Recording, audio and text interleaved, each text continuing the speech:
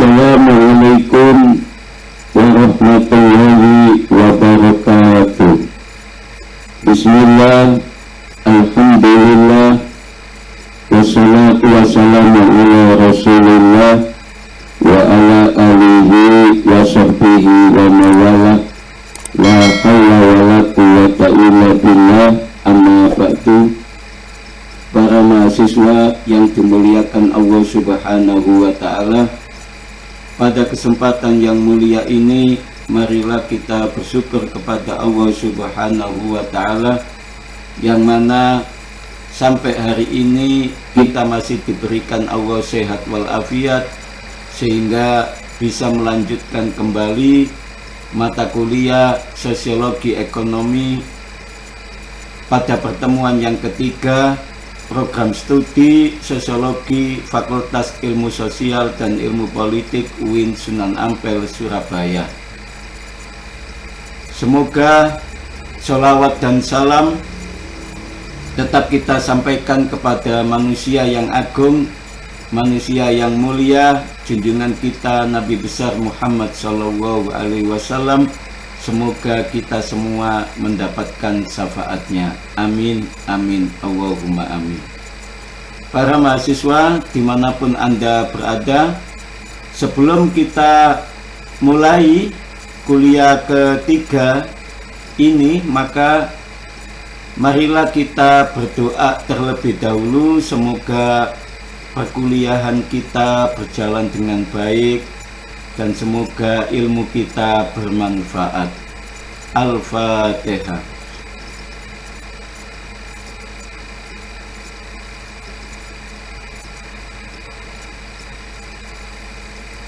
Amin, amin, amin, Allahumma amin.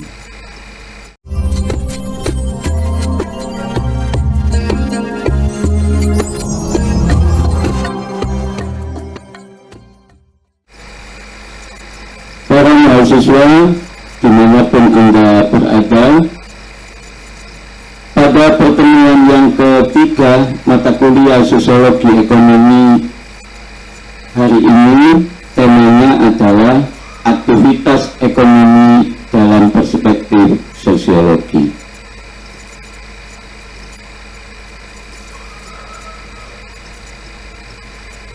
Aktivitas ekonomi dalam perspektif sosiologi itu ada tiga macam. Yang pertama produksi,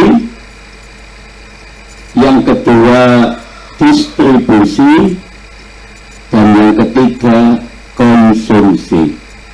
Jadi aktivitas ekonomi dalam perspektif sosiologi itu ada tiga: produksi, distribusi, dan konsumsi. Yang pertama, produksi. Secara etimologi, kata produksi berasal dari bahasa Inggris pembuatan, hasil. Sementara dalam Kamus Besar Bahasa Indonesia, produksi diartikan sebagai proses mengeluarkan hasil, penghasilan. Pengertian produksi tersebut mencakup segala kegiatan, termasuk prosesnya yang dapat menciptakan hasil, penghasilan, dan pembuatan. Dengan demikian, produksi dapat didefinisikan sebagai proses dari segala kegiatan untuk membuat atau menghasilkan. Hasil dari kegiatan produksi adalah produk yang mana dalam Kamus Besar Bahasa Indonesia mendefinisikannya sebagai berikut. Yang pertama, barang atau jasa yang dibuat atau ditambah gunanya atau nilainya dalam proses produksi dan menjadi hasil akhir dari produksi tersebut. Yang kedua, benda atau yang bersifat kebendaan seperti barang, bahan, atau bangunan yang merupakan hasil konstruksi. Dan yang ketiga, hasil kerja. Para mahasiswa dimanapun Anda berada, yang pertama, kalimat. Kalimat mengatakan bahwa manusia adalah makhluk yang mampu melakukan kerja. Manusia dianggap sebagai produsen melalui kerja yang dilakukannya. Proses kerja yang dilakukan menghasilkan suatu produk merupakan hakikat manusia yang membedakannya dari makhluk lainnya seperti binatang. Dalam kapitalisme, manusia sebagai pekerja tidak lagi mempunyai kontrol atas potensi yang terkandung dalam kerja mereka. Potensi yang dimaksudkan adalah tenaga kerja. Kepada kapitalis dipertukarkan dengan benda abstrak yang terdapat dalam upah. Dalam kapitalisme dikenal sistem upah kerja. Kerja atau produksi tidak dianggap sebagai tindakan pemenuhan kebutuhan atau konsumsi, namun sekedar sebagai sarana untuk memenuhi kebutuhan. Manfaat tenaga kerja tidak lagi ditemukan pada kemampuan untuk menghasilkan objek yang dapat memenuhi dan mengembangkan kebutuhan pekerja, tetapi sebagai benda abstrak yang dapat dipertukarkan dengan upah. Pertukaran tersebut menyebabkan tenaga kerja menjadi komoditas, sehingga manfaat tenaga kerja tidak lagi ditemukan pada kemampuan untuk menghasilkan objek yang dapat memenuhi dan mengembangkan kebutuhan para pekerja, namun sebagai benda abstrak yang dapat dipertukarkan dengan upah. Dengan demikian, sistem upah kerja pada kapitalisme telah memisahkan kerja dengan kebutuhan, sehingga kerja atau produksi tidak lagi menjadi tindak pemenuhan kebutuhan.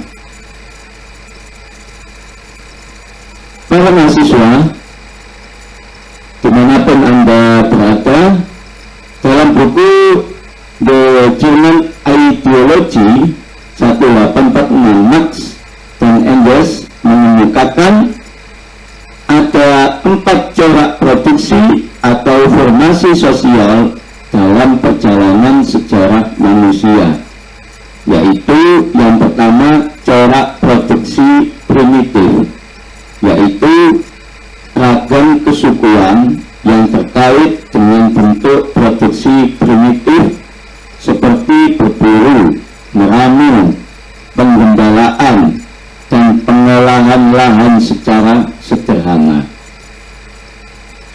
Yang kedua, formasi sosial perbudakan seperti pada zaman Yunani dan Romawi kuno. Yang ketiga, formasi sosial feodal yang merujuk pada tatanan sosial ekonomi Perancis dan Inggris sejak abad ke-8 hingga menjelang Revolusi Perancis 1789. Yang keempat, corak produksi kapitalis yang sudah muncul sekitar abad ke-16 dan menjadi dominan dengan revolusi industri.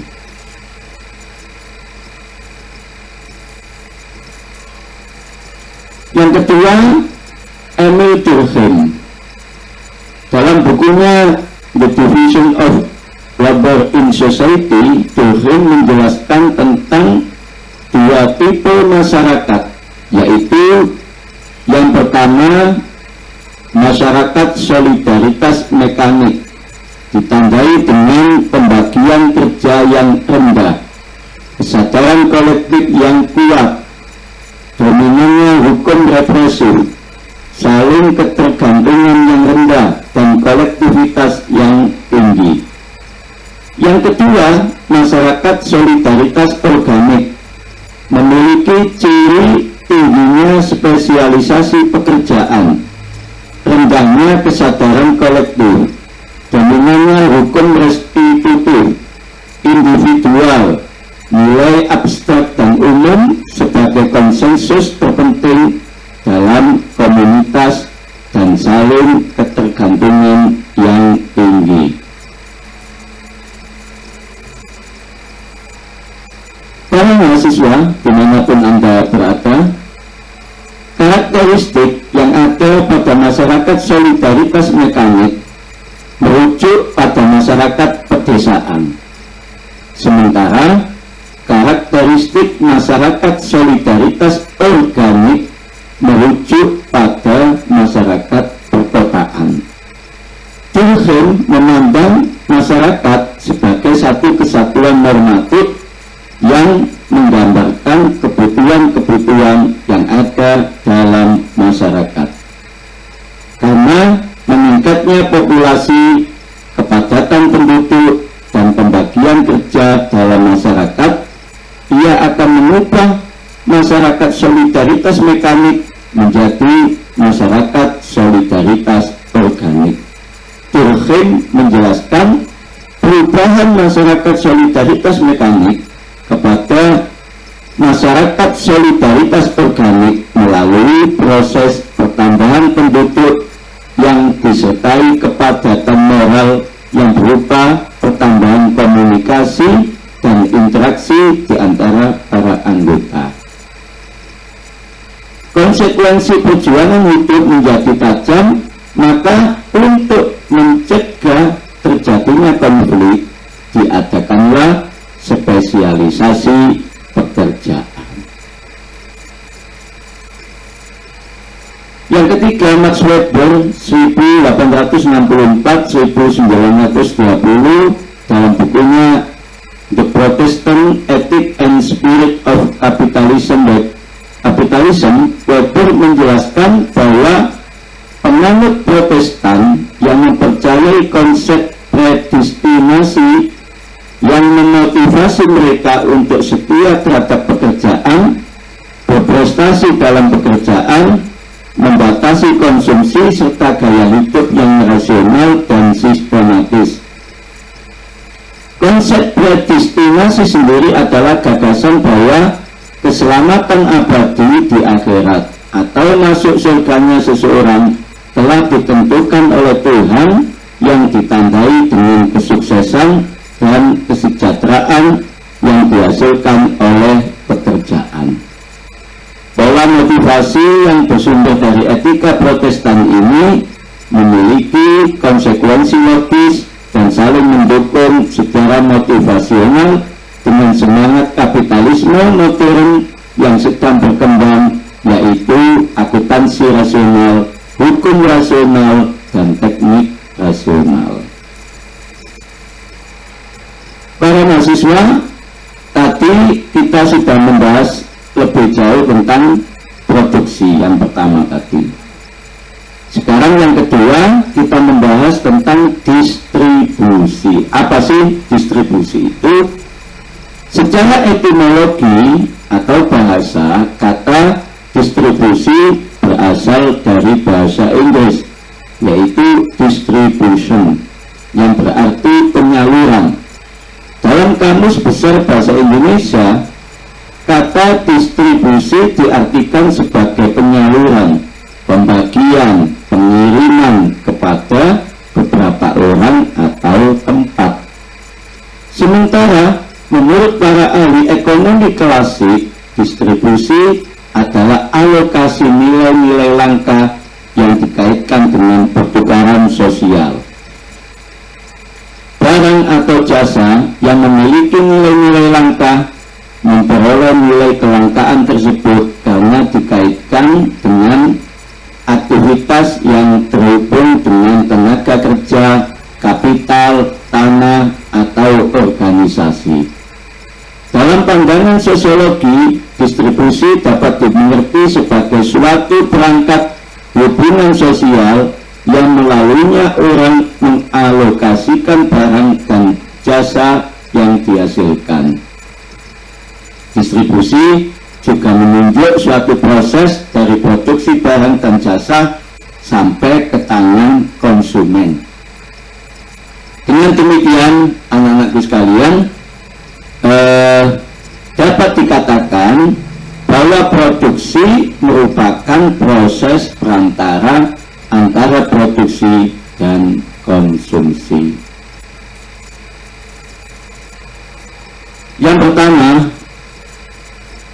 Karl Marx menyatakan tentang distribusi ini dalam bukunya Capital, Critique of Political Economy. Marx menjelaskan bahwa 3 tipe sirkulasi komoditi yang dialami umat manusia sepanjang sejarah. Yang pertama tipe KK, yaitu sirkulasi komoditi yang sangat sederhana, di mana suatu komoditi ditukar langsung dengan komoditi yang lainnya atau barter. Yang kedua tipe KUK, yaitu sirkulasi komoditi yang dikonversikan dengan uang, kemudian dikonversikan lagi ke dalam bentuk komoditi yang lainnya. Tipe UKU, tipe sirkulasi di mana uang ditukarkan untuk membeli komoditi, kemudian dijual lagi untuk memperoleh uang.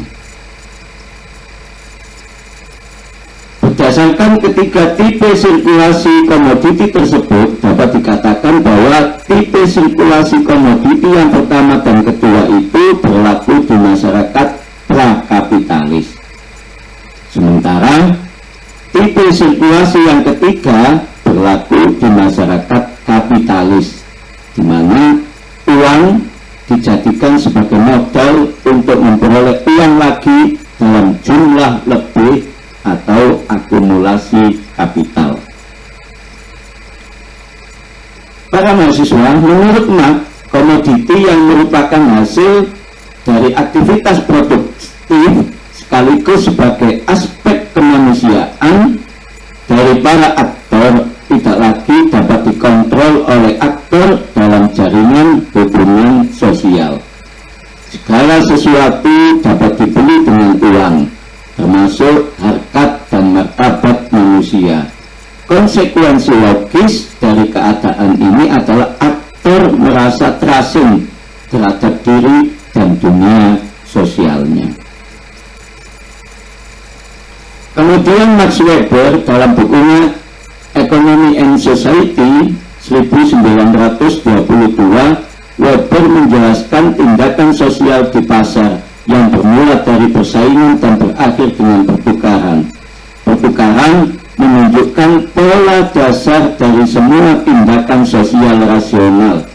Ia juga menjelaskan tentang konflik dalam pasar atau market struggle untuk menjelaskan konflik yang diisi dengan usaha-usaha formal untuk memperoleh pengontrolan terhadap kesempatan dan keuntungan yang diharapkan oleh yang lainnya. Weber menggunakan istilah pertentangan, sementara konsep pertukaran merupakan kepentingan dari bagian pada partai-partai selama barang-barang atau keuntungan yang lain sebagai kompensasi timbal balik. Para mahasiswa dimanapun Anda berada, yang ketiga kita membahas tentang konsumsi. Jadi tadi produksi, distribusi, dan yang ketiga ini konsumsi. Konsumsi dalam pandangan sosiologi sebagai masalah selera, identitas, atau gaya hidup, maksudnya terkait kepada aspek-aspek sosial budaya. Sosiolog memandang dari segi selera sebagai sesuatu yang dapat berubah, difokuskan pada kualitas simbolik dari barang. Maksudnya, jika dilihat orang menjadi menarik dan modis dan tergantung dari dari persepsi tentang selera orang lain. Konsumsi adalah kegiatan atau tindakan mempergunakan komoditas barang atau jasa untuk memenuhi keinginan dengan cara atau sikap yang umum yang dipengaruhi oleh struktur dan peranata sosial di sekitarnya. Skemanya adalah struktur dan pola serta cara dan sikap peranata sosial dalam kegiatan konsumsi. Kegiatan konsumsi adalah tindakan atau kegiatan mempergunakan barang atau jasa, di mana tindakan itu didasarkan pada makna subjektif, rasionalitas, emosi, dan motif tertentu dari individu agar dimengerti dan dipahami oleh orang lain. Para mahasiswa, bagaimana pendapat para tokoh sosiologi? Bagaimana pendapat para tokoh sosiologi tentang konsumsi? Yang pertama, Karl Marx mengatakan dalam bahasanya mengenai komoditas, Marx membedakan antara alat-alat produksi dan alat-alat konsumsi. Alat-alat produksi adalah komoditas yang memiliki suatu bentuk di mana komoditas memasuki konsumsi produktif. Sedangkan alat-alat konsumsi didefinisikan sebagai komoditas yang memiliki suatu bentuk di mana komoditas itu memasuki konsumsi individual dari kelas kapitalis dan pekerja. Konsekuensi logis dari pembagian tersebut adalah pembagian jenis konsumsi, yaitu konsumsi subsistensi dan konsumsi mewah. Konsumsi subsistensi merupakan alat-alat konsumsi untuk memenuhi kebutuhan pokok kelas pekerja yang meliputi sandang, pangan, dan papan. Para mahasiswa, sementara konsumsi mewah adalah aktivitas konsumsi yang dilakukan oleh kelas kapitalis yang hanya mengeluarkan nilai surplus yang tidak diberikan kepada pekerja. Suprastruktur sosial dalam pandangan Marx dibangun atas fundament infrastruktur ekonomi yang meliputi semua institusi seperti agama, politik, dan lain-lain. Pola konsumsi sendiri merupakan refleksi dari basis infrastruktur ekonomi, seperti halnya pola konsumsi kaum borjuis tidak mungkin sama dengan pola konsumsi proletar yang disebabkan oleh perbedaan infrastruktur ekonomi. Yang kedua, Emil Durkheim. Dalam bukunya The Division of Labor in Society, Emil Durkheim membagi dua tipe solidaritas masyarakat, yaitu mekanik dan organik. Pada masyarakat yang mempunyai karakteristik solidaritas mekanik, pola konsumsi mereka relatif seragam. Sementara pada masyarakat yang mempunyai karakteristik solidaritas organik seperti kota, pola konsumsi mereka relatif berbeda atau tidak seragam.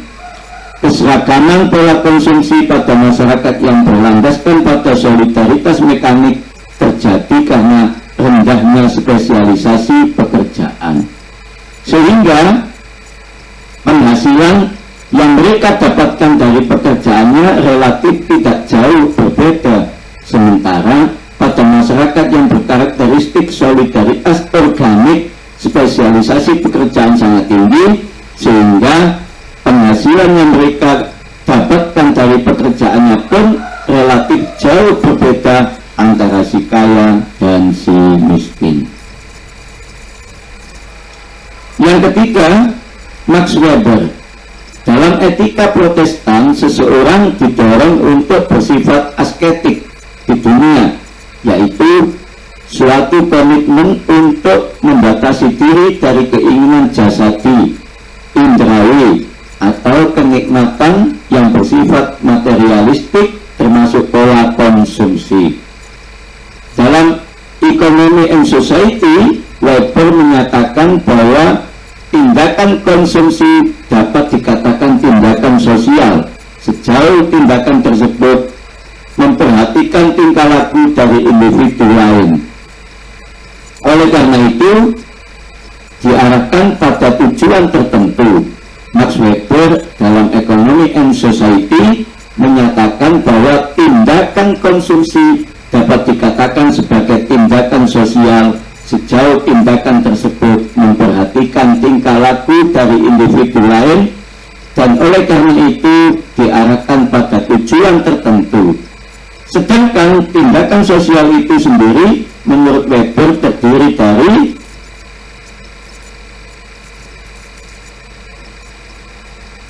ada 4 macam tindakan menurut Weber. Yang pertama, tindakan rasional instrumental atau instrumentally rational action. Yang kedua, tindakan rasional instrumental itu yaitu tindakan dan pilihan dari alat yang dipergunakan. Misalnya, untuk berpenampilan menarik di tempat kerja, seorang wanita muda menggunakan lipstik.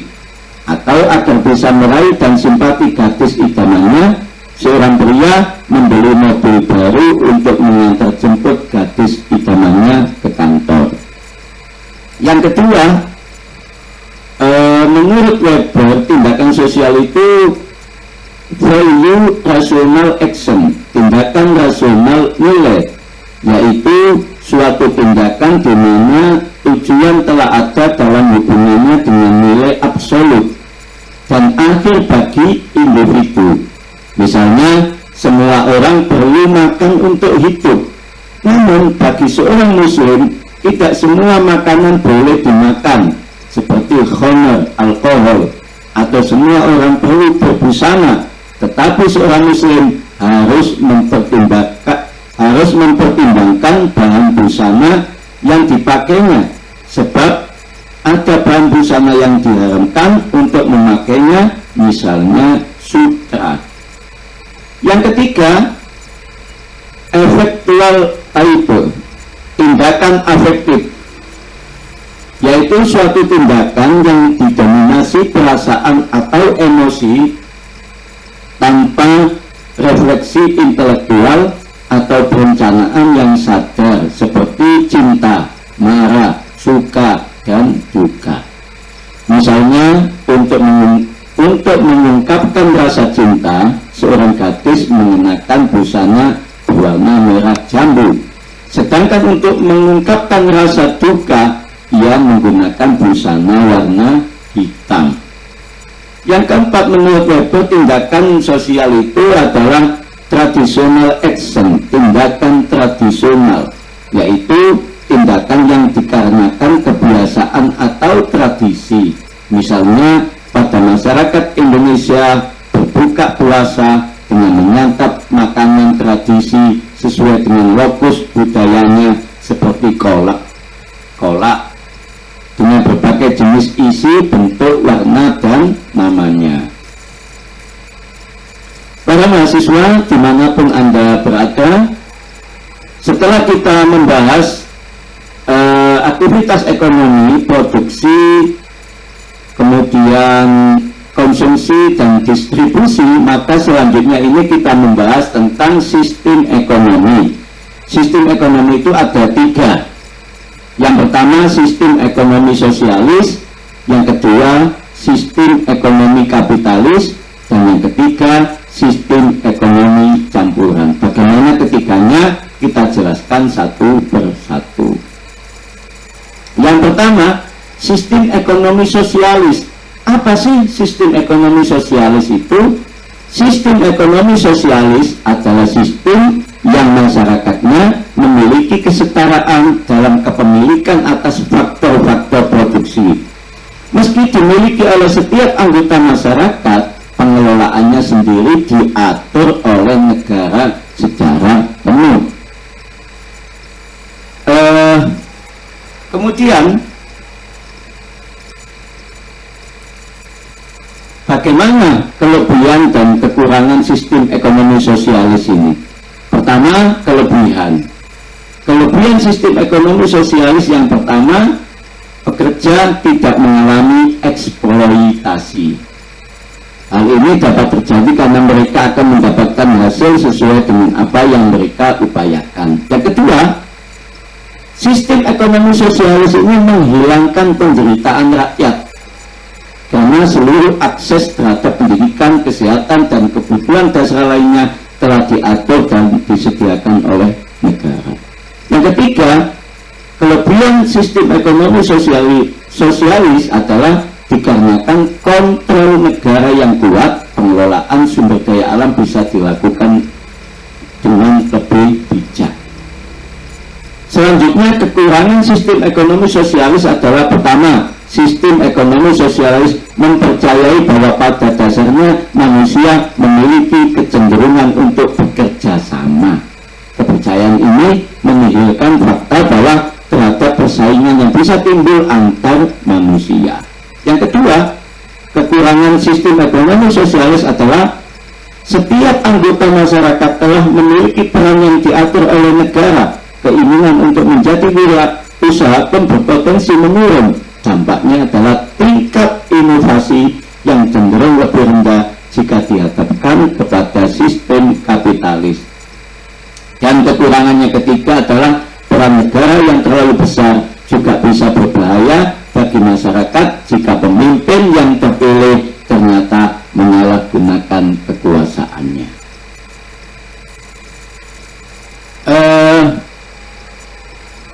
Yang kedua, sistem ekonomi kapitalis. Apa sih sistem ekonomi kapitalis itu? Sistem ekonomi kapitalis adalah memungkinkan swasta untuk memiliki seluruh faktor produksi. Keempat faktor produksi tersebut adalah pengusaha, modal, sumber daya alam, dan pekerja.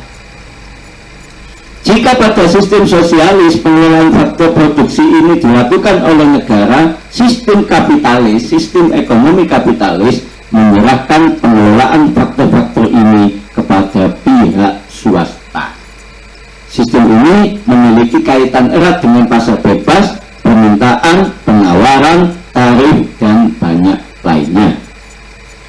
Contoh negara yang menerapkan sistem ekonomi kapitalis adalah Hong Kong, Singapura, Swiss, Estonia, Kanada, dan banyak lainnya.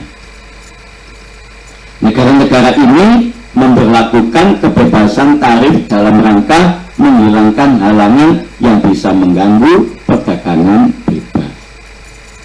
Para mahasiswa, dimanapun Anda berada, sistem ekonomi kapitalis itu ada kelebihan dan kekurangan. Sistem ekonomi kapitalis ditinjau secara kelebihan. Yang pertama, kapitalisme membuat barang-barang paling diinginkan akan dihargai dengan harga yang lebih tinggi. Yang kedua, kelebihan sistem ekonomi kapitalis adalah efek dari keinginan untuk meningkatkan kualitas adalah adanya inovasi yang terjadi secara terus-menerus. Para mahasiswa, kemudian apa sih kekurangan sistem ekonomi kapitalis kalau diterapkan di suatu negara itu? Kekurangan sistem ekonomi kapitalis jika diterapkan di suatu negara, yang pertama, kapitalisme akan menjadi kejam bagi mereka yang tidak memiliki kemampuan. Para produsen cenderung menginginkan produksi yang efisien sehingga orang-orang yang kurang mampu akan disingkirkan oleh mereka yang lebih berkemampuan. Dampaknya adalah munculnya pengangguran. Yang kedua, kekurangan sistem ekonomi kapitalis jika diterapkan di suatu negara adalah demi Demi mengejarnya pertumbuhan, seringkali kapitalisme menihilkan beberapa akibat dari kegiatan produksinya. Salah satunya adalah kerusakan lingkungan. Para mahasiswa dimanapun Anda berada, kemudian sistem ekonomi yang ketiga adalah sistem ekonomi campuran. Apa sih terminologi dari sistem ekonomi campuran itu? Definisi dari sistem ekonomi campuran adalah sistem ekonomi campuran perpaduan dari sistem ekonomi tradisional, sosialis, dan kapitalis. Setiap kelebihan yang dimiliki masing-masing sistem digabungkan ke dalam satu sistem. Sistem ini memiliki 3 karakteristik. Pertama, sistem ini melindungi kepemilikan individu atas asetnya. Yang kedua, sistem ini mengizinkan hukum permintaan dan penawaran untuk menentukan harga suatu komoditas. Dan yang ketiga, sistem ini digerakkan oleh kepentingan milik individu. Dalam sistem ini, pemerintah memiliki peran dalam mengatur beberapa area seperti militer, perdagangan internasional, dan transportasi. Apa kelebihan dan kekurangan sistem ekonomi campuran jika diterapkan di suatu negara itu? Anakku sekalian, tentu ada kelebihan dan kekurangan. Yang pertama, kelebihan jika sistem ekonomi campuran ini diterapkan di suatu negara, kelebihannya adalah barang dan jasa dapat tersalurkan ke tempat mereka paling dibutuhkan. Yang kedua, kelebihan sistem ekonomi campuran adalah sistem ini mengizinkan inovasi untuk terus terjadi karena konsumen tetap cenderung untuk memilih komoditas yang paling murah, kreatif, dan efisien. Selanjutnya, kekurangan sistem ekonomi campuran adalah walaupun sistem ini adalah perpaduan dari setiap kelebihan yang dimiliki sistem lain, sistem ini tetaplah tidak luput dari yang namanya kekurangan, dan kekurangan yang ditimbulkan dari penerapan sistem campuran ini adalah bergantung kepada sistem mana yang cenderung lebih berkuasa, bisa sosialis, tradisional, maupun kapitalis. Para mahasiswa dimanapun Anda berada yang dimuliakan Allah Subhanahu wa Ta'ala, alhamdulillah, demikianlah mata kuliah perkuliahan pada pertemuan yang ketiga, mata kuliah Sosiologi Ekonomi, Prodi Sosiologi, Fakultas Ilmu Sosial dan Ilmu Politik UIN Sunan Ampel Surabaya, yang mana pada pertemuan yang ketiga ini kita sudah membahas lebih jauh tentang aktivitas dalam ekonomi yang tadi dibagi 3 itu. Aktivitas ekonomi itu ada produksi, distribusi, dan konsumsi. Kemudian tadi juga kita sudah membahas tentang sistem ekonomi di suatu negara. Yang pertama tadi sistem ekonomi sosialis, sistem ekonomi kapitalis, dan sistem ekonomi campuran. Oleh karena itu, dengan pertemuan yang ketiga ini, diharapkan Anda semua bisa memahami, selaku mahasiswa bisa memahami tentang aktivitas sosial ekonomi, satu. Dan yang kedua, Anda selaku mahasiswa akan bisa memahami dan menjelaskan tentang sistem ekonomi di suatu negara. Jadi negara itu pakai sistem ekonomi apa? Anda dengan mengikuti perkuliahan yang ketiga ini akan bisa menjelaskan. Semoga Anda sukses semua di dunia dan di akhirat, dan salam sehat dan salam bahagia. Kita berjumpa di minggu-minggu yang akan datang dalam jam dan waktu yang sama pada mata kuliah Sosiologi Ekonomi, Prodi Sosiologi, Fakultas Ilmu Sosial dan Ilmu Politik UIN Sunan Ampel Surabaya. Dari saya mohon maaf. Adanallahu wa iyyakum ajmain wa wahul muwafiq ila aqwamit thoriq. Assalamualaikum warahmatullahi wabarakatuh.